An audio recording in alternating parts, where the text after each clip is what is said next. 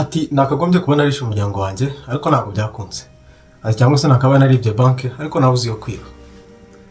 Urakaze neza kuri Kigali Drama TV, uri kumwe na Didier the Storyteller cyangwa se uri kumwe na Tonight. Nitizino ushaka muri aho gahe.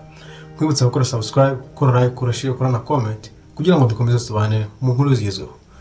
Muri akanya tugiye kwinjira mu gihugu cya Uganda giherereye muri Afurika y'Iburasirazuba. Ni igihugu cy'abaturanyi n'u Rwanda.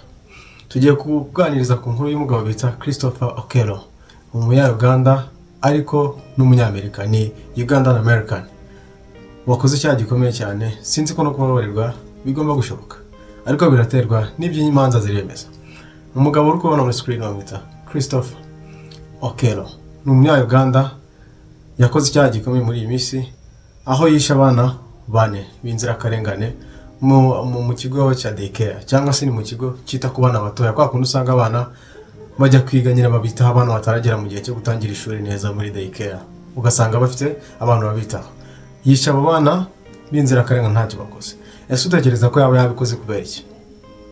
Uri kumwe nanjye, reka nze bigusobanurire neza. Uyu mugabo dukurikije iby'urukiko rwatangaje cyangwa se nabyo yivugiye, yavuze ko uwo munsi yagize stress, nyine ubwenge cyangwa se butari ku gihe. Yavuze ko yari afite stress aricyo cyatumye akora ibyo byose. Ubwambe icyambere yavuze ngo yakaba yaribye banki, yashatse banki yo kwiba ariko arayibura kubera ko bitari gushoboka, cyangwa se ngo yashaka kwica umuryango we wose, nyine aba umuryango we wese ngabishe ngo kugira ngo abone ubukire, nabyo biranga. Ariko ngo uwo munsi nyine ngo arari kumva ngo afite amaraso yo kwica cyangwa se gutamba kugira ngo abone ubukire. Aribwo yahisemo byoroshye, ahitamo kujya gutamba abo bana 4 b'inzirakarengane bo muri daycare. Bitewe nuko ari kubivuga, yavuze ko yabikoze nyine ngo ari uko umunsi ari umeze neza, bitewe nuko urukiko rwanavuze. Urukiko rwamushinjije ko ari we wabikoze bigendeye ku bimenyetso simusiga bitandukanye. Icyambere, intwaro yakoreshejwe, bapimye DNA basanga ko ari we bihama. Barangije babona n'imyenda, kamera zafashe umuntu wari zambaye, basanga ko ari we.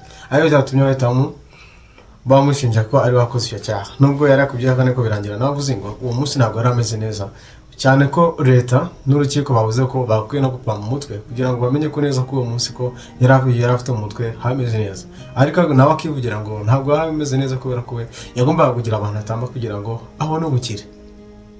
Ese ari wowe wabigenza gute? Cyangwa se wowe bitewe n'ukuntu uri kumubona umugabo uri kubona yabara bitewe n'iki kugira ngo abikore? Wari kumwe nanjye Didier the Storyteller cyangwa se Tonight. Kora likes, share na comment ndetse ukore na subscribe.